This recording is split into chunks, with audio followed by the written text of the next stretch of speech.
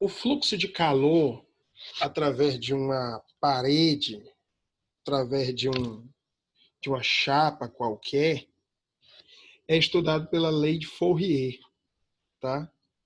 Porque o fluxo de calor ele depende de algumas coisas para acontecer, de alguns fatores que influenciam no fluxo de calor.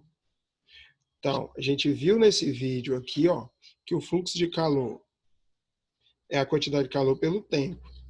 Só que para esse fluxo de calor passar através dessa parede, depende de algumas coisas, depende de alguns fatores que vão influenciar nesse fluxo. Se vai passar mais rápido, se vai passar mais lentamente, se vai passar muito, se vai passar pouco, tá?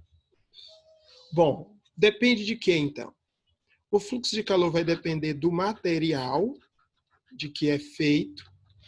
Aqui eu estou citando uma parede, né? Então vai depender do material. Se o material for condutor, a gente já estudou os condutores, esse fluxo vai ser mais rápido, não é? Se for ferro, né? Se for alumínio, o fluxo de calor vai ser mais rápido. Vai depender da diferença de temperatura. No nosso exemplo, eu citei que aqui estava a 100 e do outro lado estava a 20. Então vai depender dessa diferença de temperatura. Quanto maior for a diferença de temperatura, maior é o fluxo. Se aqui tiver a 20 e aqui tiver a 30, o fluxo de calor vai ser lento, porque a diferença de temperatura é pouca. Então, depende da diferença de temperatura, tá?